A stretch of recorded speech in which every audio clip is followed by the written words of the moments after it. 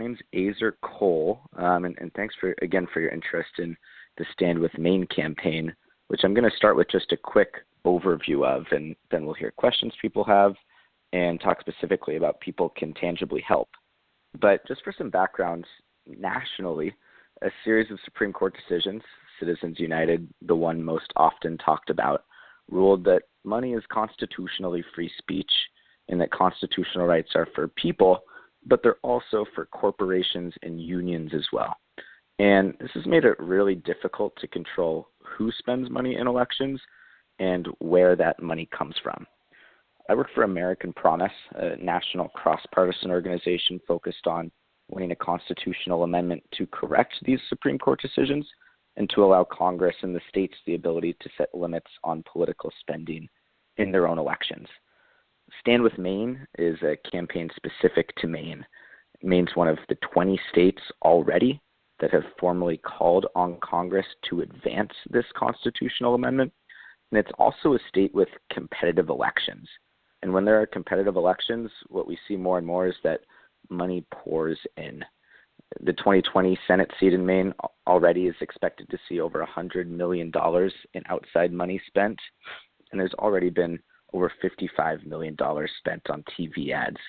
And so apart from being sort of annoying, the easiness with which these vast sums of money can influence elections has real-world consequences, where we all want clean air and water, we all want communities safe from the opioid crisis, we all want elected officials to value Maine voices and not just out-of-state pocketbooks. And our elected officials are supposed to listen to voters, but instead they're incentivized to listen to whoever cuts the biggest check. And the interests of the big donors and the everyday voters are often at odds. And so the question we're left is, well, how do we fix this?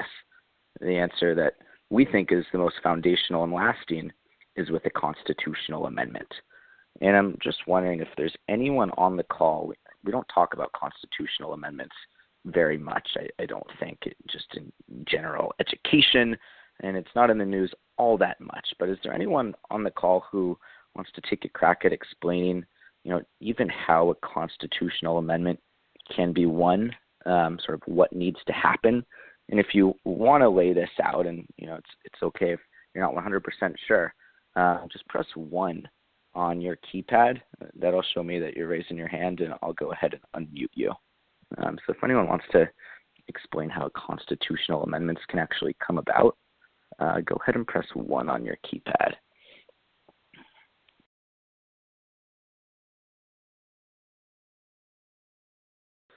Either everyone's 1 buttons are jammed on their keypad, or maybe I'll explain how a constitutional amendment comes about. I'll give folks about 5 more seconds here. Oh, great.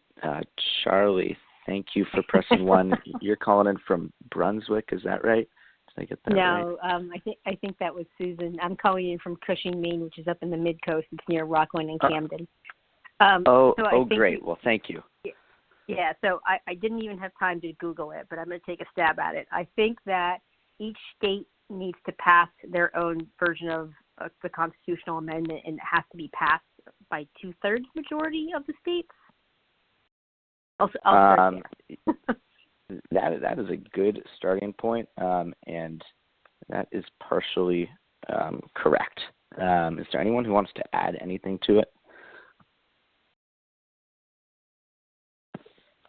All right. Well, I'll fill in the rest. So what you said, Charlie, that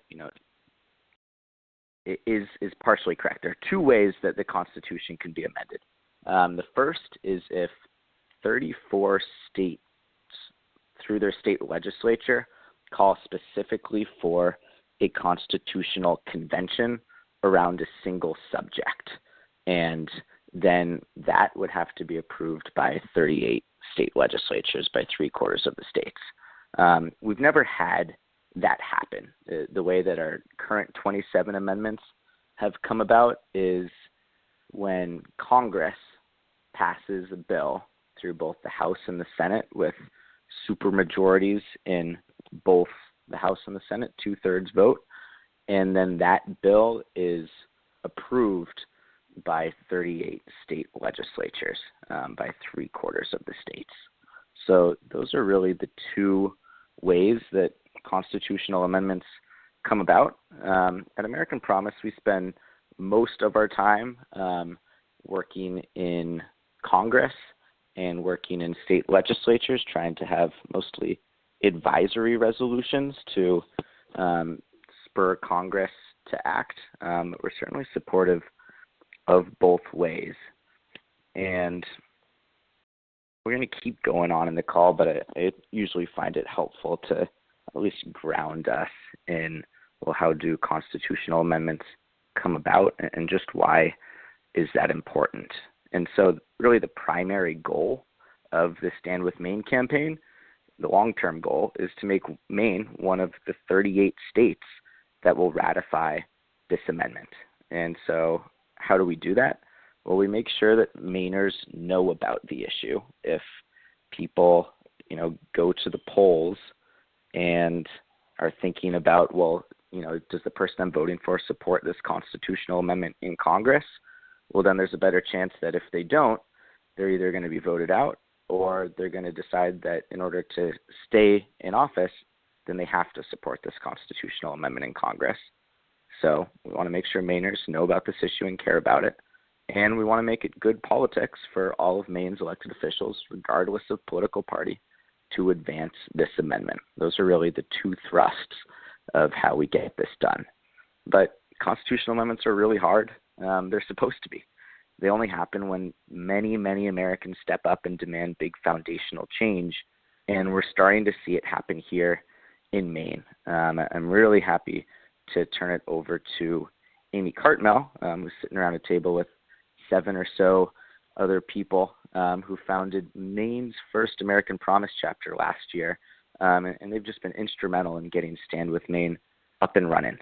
They've done everything from having letters to the editors published to meetings with elected officials, both in Maine and in Washington, D.C. So I'm just going to turn it over to you, Amy, to share just a little bit about why you got involved and, sort of a highlight or two of what the group's been doing so far. So take it away, and thanks for being here.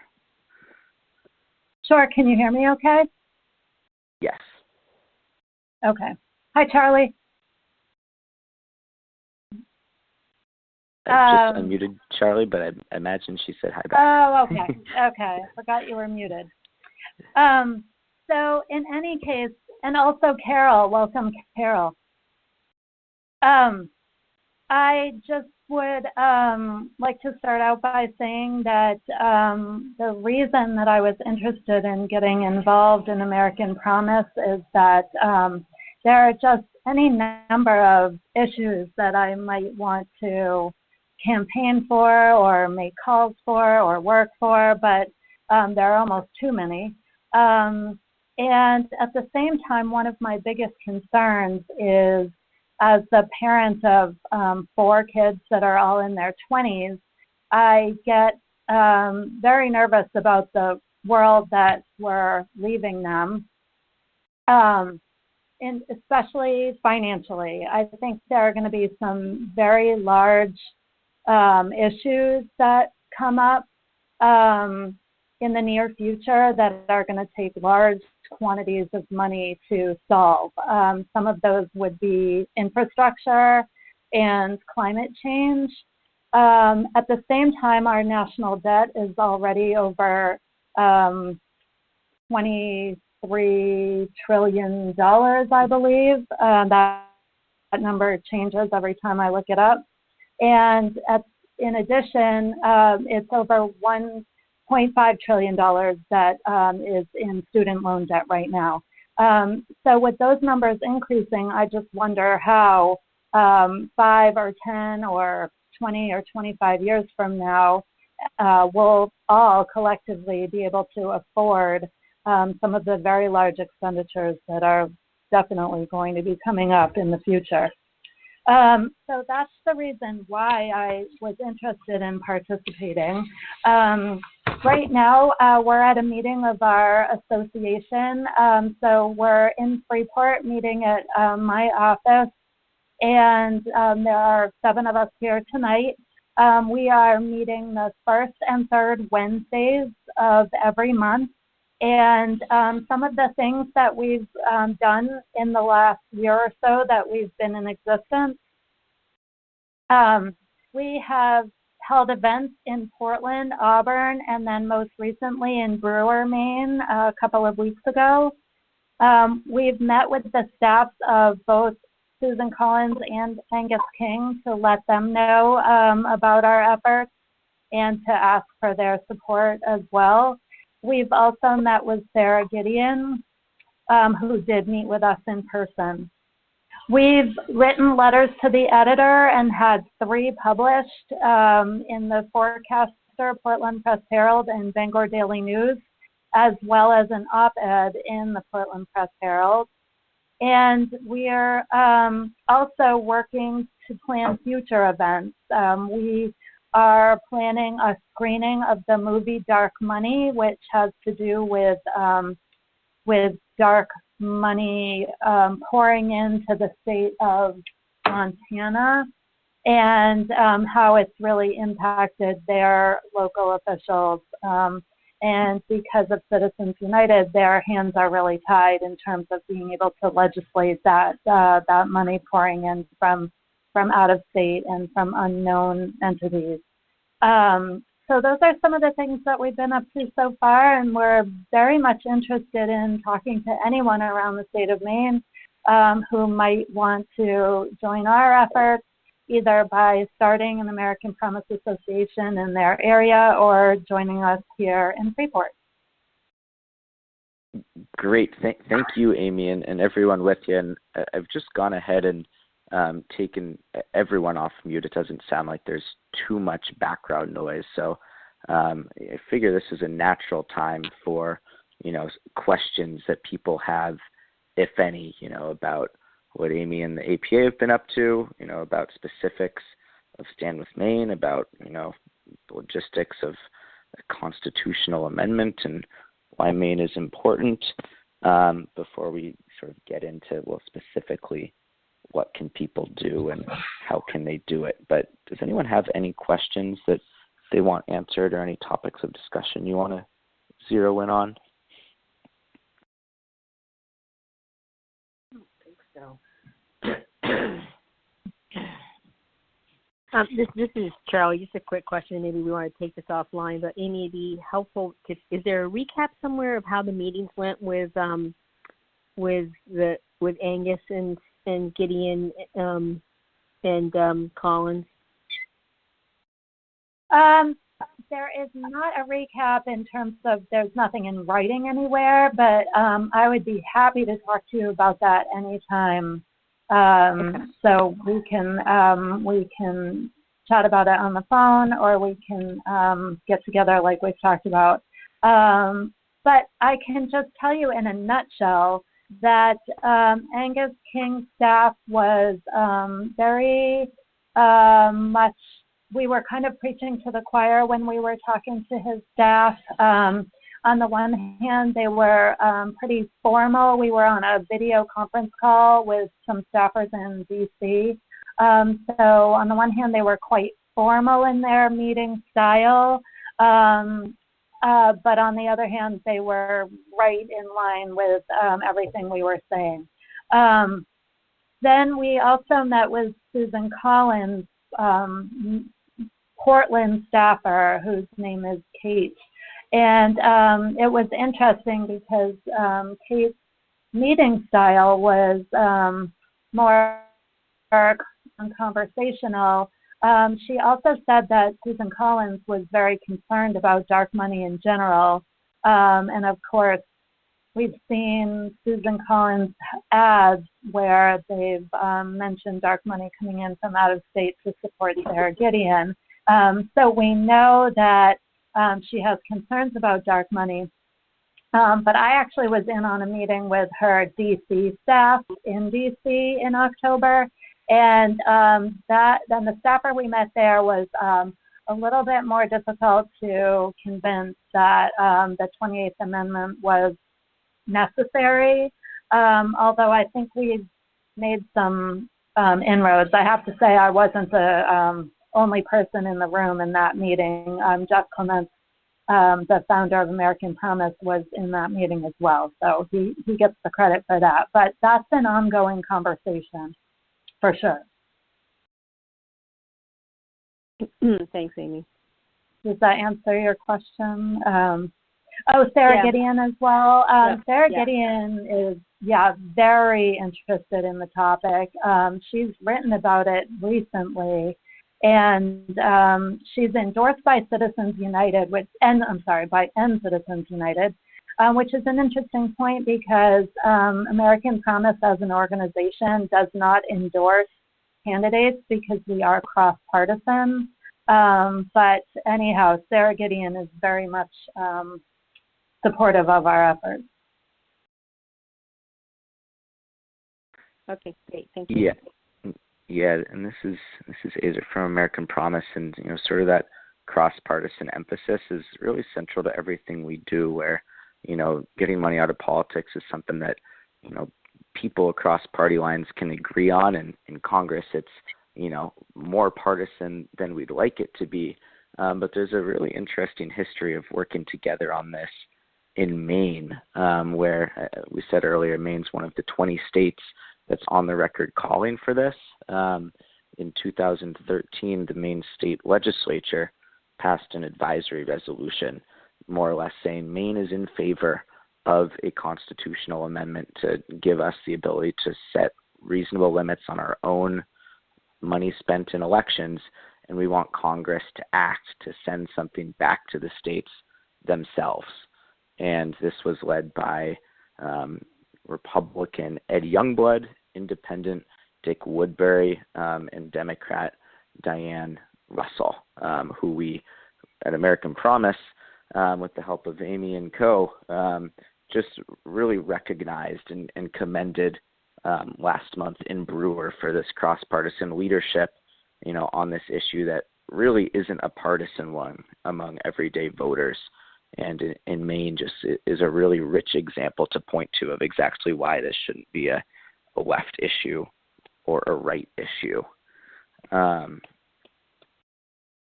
curious to hear from the folks that are new to the call, Jay, Charlie, and Carol, sort of how you've found out about this call, and if this is something that you're thinking of for the first time, or if this is something you've been sort of mulling over for some time now. Carol, could we start with you? Is that all right? Sure. Yeah, I've been learned about this quite a while ago. I actually went to see the author of Dark Money at Bowdoin College when she came a year or two ago, and so I've been a member of American Promise for a while. So it's just like Amy said, it's like there's so many projects. Which one do you want to jump on their limited time? So I got a call from Jane, and so I thought I'd check it out and see maybe if I could find some time to volunteer somehow, because I know it's so important. Oh my gosh, yeah! I bet that was a great talk. What an illuminating book. And where did you say you're from, Carol? I live in Brunswick. Brunswick, got it. Great. How about you, Charlie? Well, we've known, my husband and I have known Amy and Matt for approximately the 4 kids on their side and the 3 kids on our side ago. So 25 years or so. Cool. And we've been in touch with them off and on over the past couple of months about this project. Until 3 weeks ago, I actually worked in the financial services industry, and because of the fact that I could not actually do any work on any campaigns, particularly those that had to do with campaign financing because of my job, I wasn't able to become actively involved. So now that I don't work for that company anymore, I am unencumbered to start jumping in. Gotcha. Yay. Gotcha. Super well. Yay. And how about you, Jay? Can you hear me? Yes. Yes. Yes, I'm actually, I live in Northern Virginia, just outside of Washington. Oh, cool. So I get a close-up picture of this. But my interest is primarily focused, and I hear often outside money, but I'm looking at more of a literal interpretation of that. meaning money out of the campaign jurisdiction, which I think is maybe a little bit different than what I've seen focused on in the local meetings, which were just trying to get corporate money out of the process, whether it was in jurisdiction or not. It seems like all congressmen and senators, for that matter, are basically grabbing the same pool of funds across the country, primarily raised out of 10 major cities, and it's only natural that they would vote the same way because they've got their hand in the same jar. And to the extent you could limit contributions to those who actually had a stake in the community, your congressmen are much more likely to pay attention to those locals and less so to those larger fundraiser entities. Yeah, it makes sense. So are you looped in with Nancy and John and those other folks in Virginia? I have gone to several of their meetings. To be honest with you, everyone in that meeting is a Democrat. I am not. It does not mean I'm a Republican. But I have seen the focus of that group has primarily been to overturn Citizens United and focus solely on getting corporate money out of the process. Which I understand the dynamics of it, but money's got to come from somewhere. And the whole idea of keeping money spent in local elections, money from people in those elections is central to this premise, and I think Maine's one of the states that feels it the hardest, as it becomes sort of a national spotlight for people to pour money in from all across the country. So that's great, and I'm glad you're able to join the call, Jay. This is really not something that's happening only in Maine, but there are people doing this work all across the country, county by county, state by state, and it sort of ties into what we're, thinking of as a really effective vehicle to spread sort of awareness among voters, elevate this issue among elected officials. I know probably some people on this call have had a chance to look at the Stand With Maine petition that we've created as a way to, spread the word. And this petition really is voicing support for the 2013 resolution passed, as we said, in cross-partisan fashion through the Maine legislature, putting Maine in favor of this constitutional amendment. And so the concept of this petition is, we've come out in front on this issue in a leading cross-partisan way, and now we need Congress and, everyone else running for elected office at every level, but Congress is the most important one to stand with this Maine declaration and support this constitutional amendment. Have people on the call, been part of ballot initiatives before or collected signatures? This isn't a ballot initiative by any means, but, it's a similar type of direct democracy, sort of old-fashioned democracy at its best. Is there anyone that's done things like petition collecting before? Yes, I have. This is Carol, so I have, I heard a couple yeses.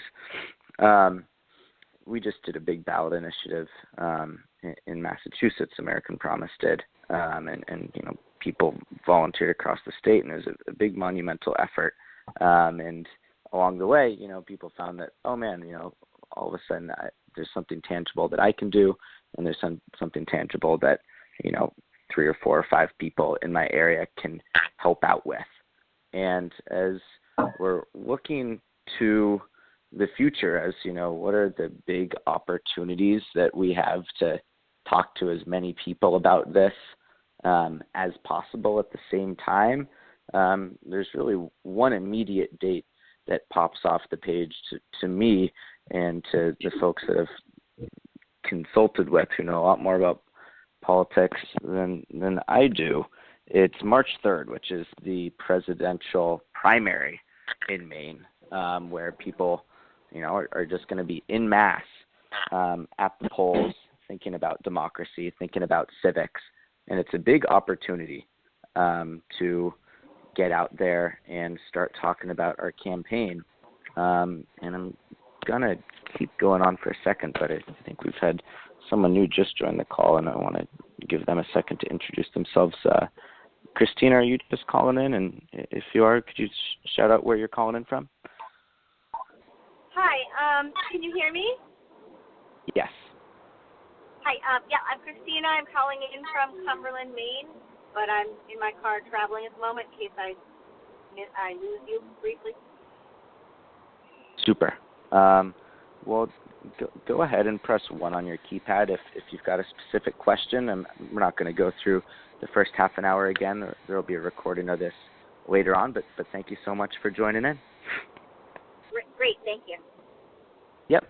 And so, like I was saying, March 3rd is a big, exciting opportunity to get out in force and be in places where many Mainers will be, all thinking about politics at the same time, and it's a golden opportunity really to kickstart this campaign. And so what we're working on doing is getting as many people as we can throughout Maine to their closest polling place on March 3rd.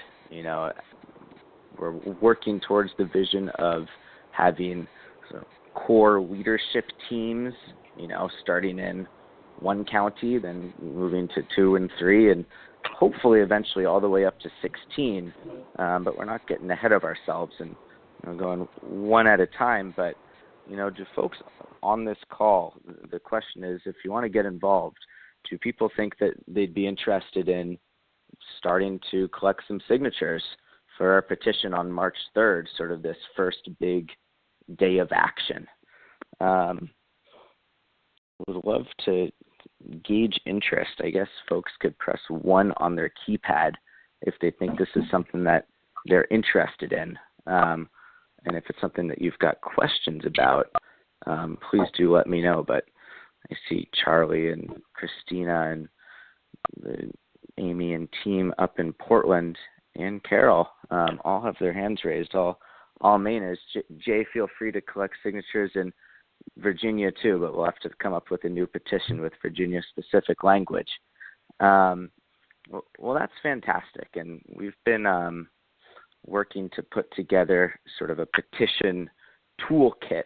Have people on the call had a chance to look at the Stand With Maine website or web page? You can go ahead and shout it out if you have, or even if you have not, and then I'll tell people how to get there. No, I have not. Great. Well, if people are at computers, go ahead and pull them out, and if you're not, that's fine too. I'm going to send a recap email tomorrow with all of this information clearly laid out. But you can go to standwithmaine.org. You can also go to standwithmaine.com. You can also go through the American Promise website and find the Maine state page. They all feed to the exact same place. I'd say standwithmaine.org is the easiest one for me to remember, at least. And if you're there, I'll assume that at least one person has a computer in front of them and that this is helpful, but if it's not, just let me know. You'll see Stand With Maine, you'll see a lighthouse and some idyllic Atlantic coast, and you'll see an online version of the petition. This is the exact petition that we've started to circulate physically. You'll see a little bit of background information on that 2013 Maine resolution with support from Republicans, Independents, and Democrats in the legislature. Down towards the bottom, you'll see quotes from, various Mainers through various levels of government and in public service and in private practice, who are already supportive of this campaign. American Promise President Jeff Clements spent a lot of his adult life in Maine. It's where he met his wife at Colby College, and has some deep ties to the community that has ingratiated us with people like Tom Allen and Olympia Snow and Murata Cook. And then the main point of me going to this website now is to click this See the Stand with Maine resource library, which I think I've made public. If anyone's there and can click on that Stand with Maine resource library to double confirm it, please do, and let me know that you get into a Google Drive folder with a couple of different documents.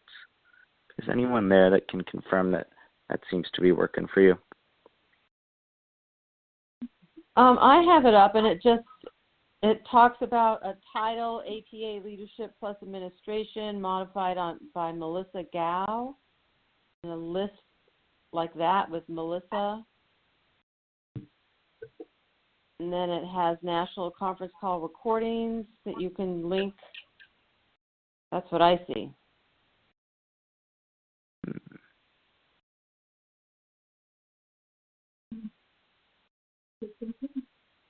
But then I could click on a link and then it opens up the Google resource library. Yeah, so you see like the Stand with Maine, there's a How to Help document, there's a Stand with Maine FAQ document, a Stand with Maine one-pager, and a Stand with Maine petition form. Are we in the same place there? No, I don't think so. No, I don't think so.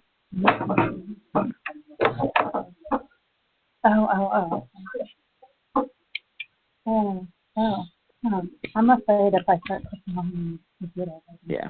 So anyway, this is all to say that the Stand with Maine resource library as listed on this page, which again, I'll send it full instructions on how to access tomorrow morning to everyone on the call, is going to be a helpful, I think, central place to, have all of the resources that you would need from start to finish to go ahead and collect signatures. For everyone on the call that raised your hands, thank you. That's fantastic. And collecting signatures can be fun.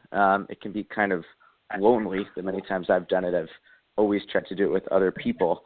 Are there other folks that those interested in collecting signatures can think of? Maybe it's people who couldn't join the call, or maybe it's other politically interested people who might be interested in collecting signatures with you on this first March 3rd day of action. So all of a sudden it's not just you at a polling booth, but it's you and one other, two others, or three others.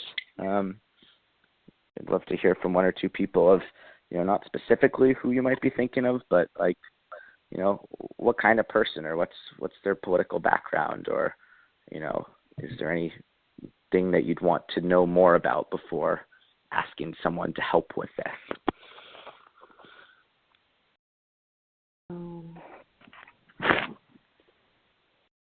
We can, there are 7 of us here tonight, but we can certainly reach out to the other members of our group and ask the same question. I'm not sure if you can hear me. Jane Gallen. Yep, we can hear you great. Okay. So in a couple of questions, actually. First question is, what's the goal? Is there an overall goal for how many signatures you want to collect eventually, or is there a time frame? It would be really helpful to have a better sense of what the goals are. And also, is there going to be any sort of coordinating of who's going where, when? Or are you just thinking people will show up at the polls wherever their polling place is? Yeah, great question. And the answer to both is yes. Overall, this campaign is spanning from now through Election Day in November. And our goal overall is to have 10,000 people sign this petition, either through in-person collection or through online collection of people going to this webpage and signing the petition. And 10,000 sounds like a big, unwieldy number. And so one of the things that's sort of big campaign like this 101 is we'll break it up. And so the way that I've been thinking about this is breaking it up county by county. And so one of the reasons why we're trying to find volunteer leaders county by county is so, people can think of this not as, oh man, I've got to cover an entire state, but I've got to try to get people excited about helping out county by county. And so I'm just pulling up sort of a sheet that I've been working on, and I'm glad someone brought it up. I'd forgotten to go over sort of these tangible goals. But for example,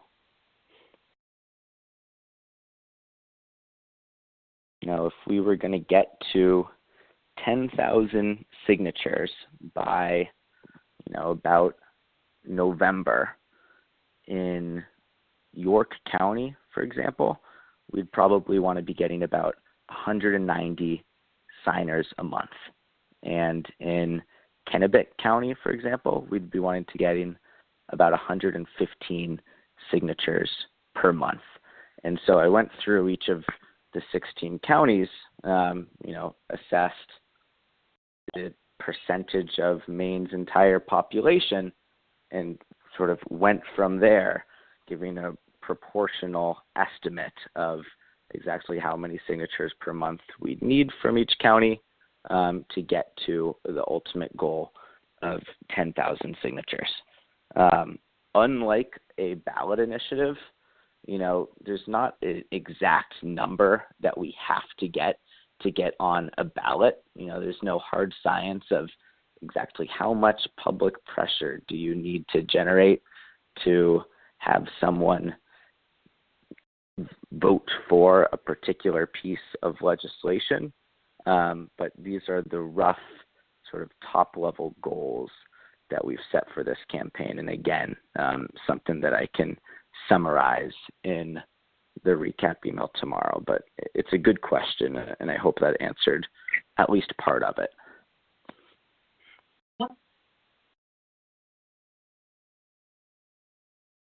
It might be a nice goal that if you're going to pair up with someone, that you pair up with someone who has a different political leaning. That's a great idea. Really good. Mm-hmm. Can you say it again, maybe closer to the phone? I think for folks on the call, it's harder to hear.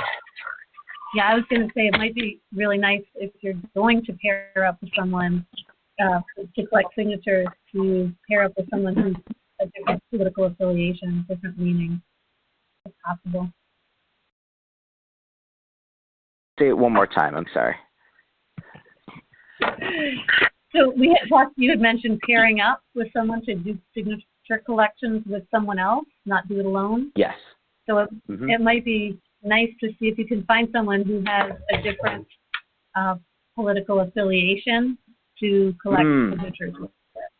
Yes, that's a great point and a great idea. And then to the first part of that question of will there be coordination of exactly who's going where? The answer is yes. And, one of the things that I will do after this call is, I think there's, a relatively small enough number of people. If anyone doesn't want this, please let me know. But I think it might be easy to connect the, 3 people in the Portland, Maine American Promise Association just by a quick email. And, then we can say, all right, Amy's going to be at this polling place and Charlie's going to be at this polling place. And, that can be an easy way to internally know exactly where we are going to be present on March 3rd. And then additionally, if, it makes sense to put something public on this Stand With Maine part of the American Promise website, that's something that I could absolutely do as well. So maybe someone who just stumbles upon the website through, a Facebook page or an email that we send out to our mailing list could also see, oh man, like there's things going on at these 10 polling places on March 3rd and I want to be a part of. So yeah, that's a great idea. Anyone else with any questions about this logistics of signature collection or of anything that we've talked about here in regards to the whole campaign?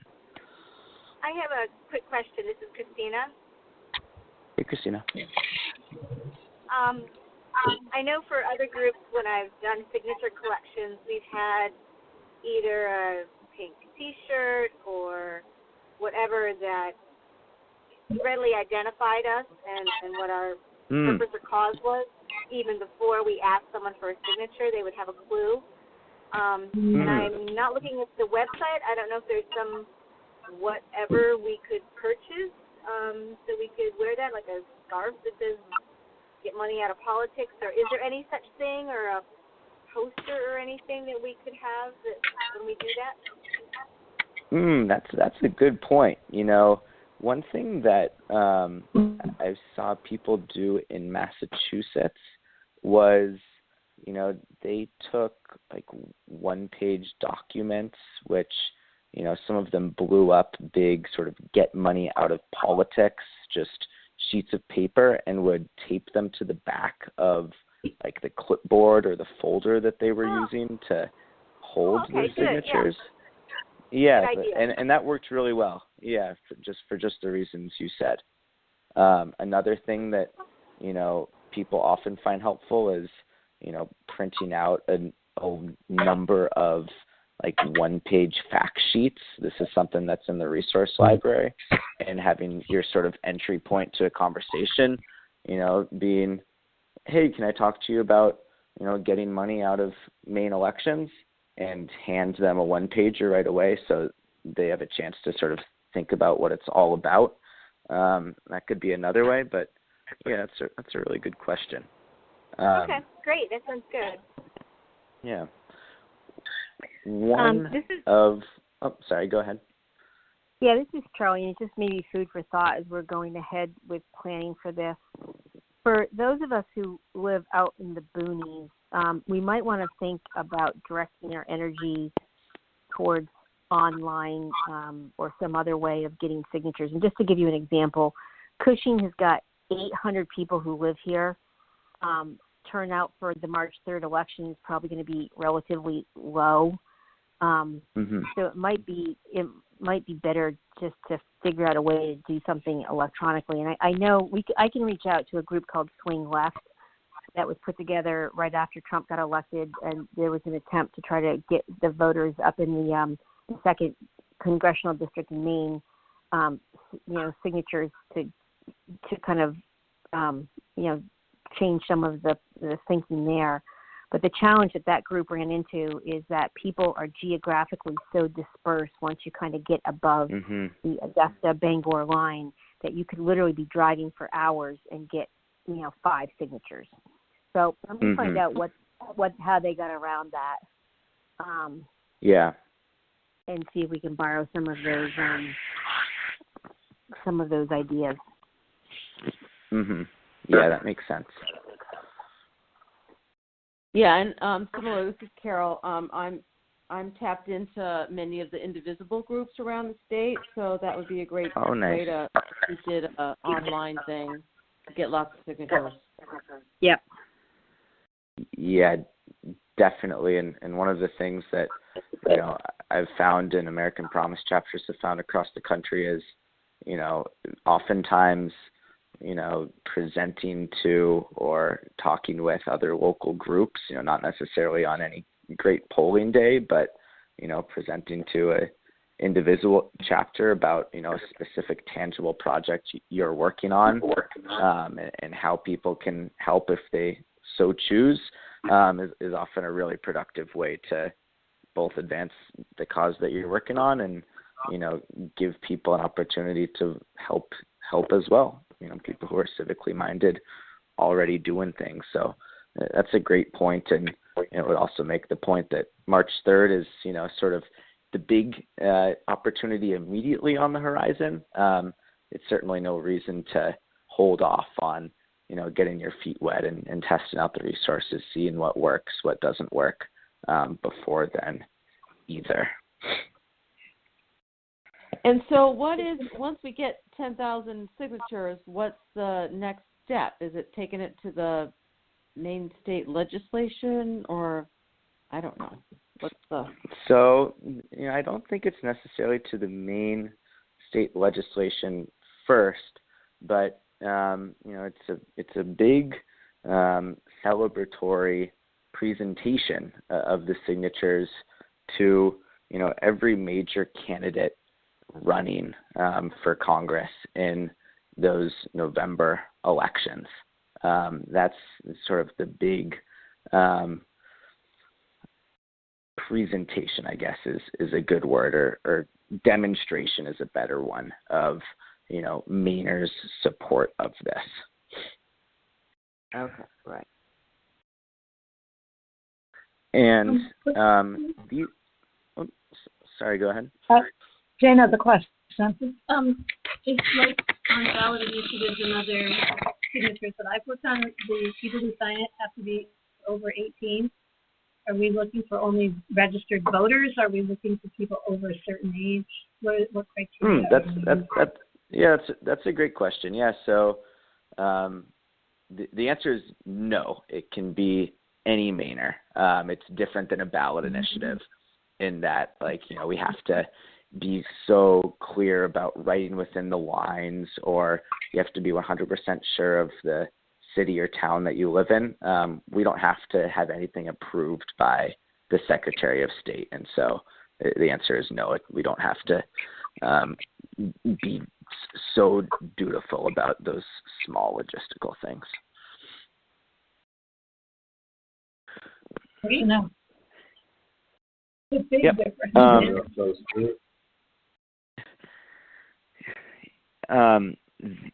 We found in the statewide ballot initiative that American Promise helped with in Massachusetts that having these, consistent sort of built-in check-in calls for people across the state to get together all in the same place, all in the same conference call, were really helpful. Built into the plan here is to have one of these type of calls monthly. And the second Tuesday of each month is what I've blocked off, at least on my calendar, as when these calls will be conducted. March, the next one is a little bit different, only because March 3rd comes before the second Tuesday of the month. And if March 3rd is our big first day of action that we're rallying around, I thought it would be good to check in before then. And so the next call I've got scheduled for March 2nd, which I believe is a Monday or a Tuesday. Again, I'll send around a registration link in the recap email. But that'll also be, I think these calls will be a good chance to, one, get updates on what's going on in Brunswick and Portland and everywhere else. But two, tangibly invite, a potential volunteer or a new person who's been helping out to, meet the people working on this across the entire state. There'll also be recordings of each of these calls, this one included, which can be helpful to share around with folks who, want really a broad but in-depth overview of the entire campaign. So again, I'll be sending a big, long, hopefully helpful recap email to everyone tomorrow morning with all of this information. Right. Super. Does anyone else have any other questions? I feel like we're sort of getting into the getting into the weeds here in a really good way, starting to think through this logistically next steps, which is exciting.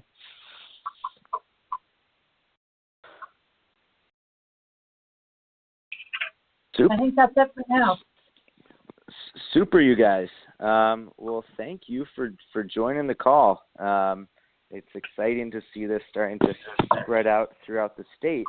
And I'll connect on the phone. We've got Amy in the Portland APA and Charlie, Carol, and Christina. I'll connect everyone via email, just in an individual, 5-person email, and then just so you know, Christina is part of our regular group. She just wasn't able to make it to our vacation tonight. Oh, good, right. good, Hi, good. Amy. Okay. Hi, everybody. Hi. I see. Hi. All the better. And then I'll also send an email out, to the entire Maine state list, most people who aren't engaged, some who registered for the call and weren't able to be there, but all of whom we want to keep totally abreast of what we're doing here in Maine with the Stand With Maine campaign. So be on the lookout for both of those tomorrow. And thank you guys again for joining the call. It's really through these type of direct action, civic stepping up, that this big campaign moves forward. So thanks so much. Okay. Thank you. Thank you very much. Call worked really well. All right. Have Have a good night, everyone.